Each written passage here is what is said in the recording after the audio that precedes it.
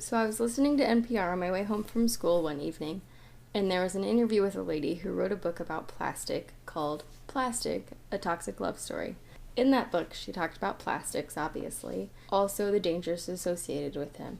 One of her examples was that the stuff that they use to soften the vinyl can leach harmful chemicals into the fatty stuff like blood, and that can cause reduced testosterone levels. It wouldn't be a big deal, but these vinyls are what blood bags, IV bag, and medical tubing are made of. They've been used for years and years, and were never thought to be harmful.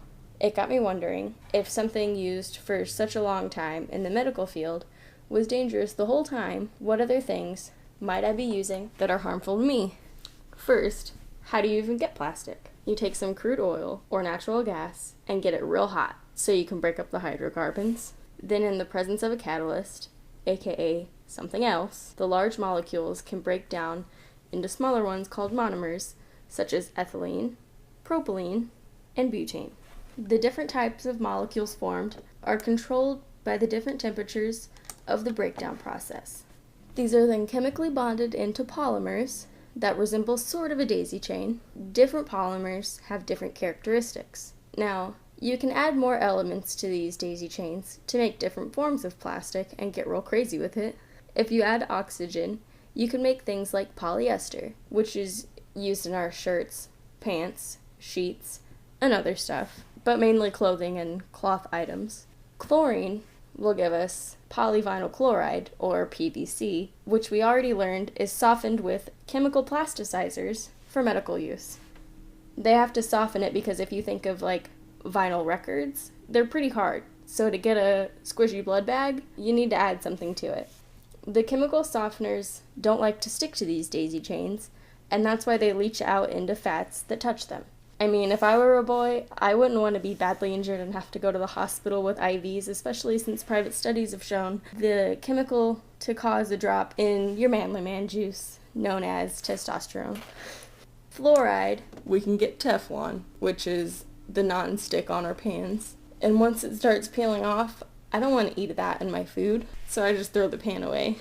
Now, plastics have two characterizations, the type that can be heated and remolded again and again, like milk jugs and soda bottles, or carpets and even instrument panels in your cars and microwave-safe containers. There's also the type that can't, like the car bumpers. Now, if you're worried about these chemicals and think you can just avoid the problem by steering clear of all things plastic, just try going 5 minutes without touching something that's plastic. And that doesn't count if you just stand there for the whole time. And even so, you're probably standing on some carpet or some linoleum floor, which are both plastic. So, you still lose. I started my project by trying to go a whole day without touching plastic. And I quickly figured out that it wasn't going to happen. So I shifted gears and decided to write down all the things that I touched throughout the day that were plastic. It turned out to be a lot more than I thought. Things that I never thought were plastic turned out to be, like cheap doorknobs, the sink handles, and freaking carpet. Also, the couch material. My mind was kind of blown by this, and yours should be too, possibly. That's why I did my project on plastic. Our dependency on oil won't just affect how we drive our cars, it'll also affect our entire life, because oil is where we get plastic. Think about it.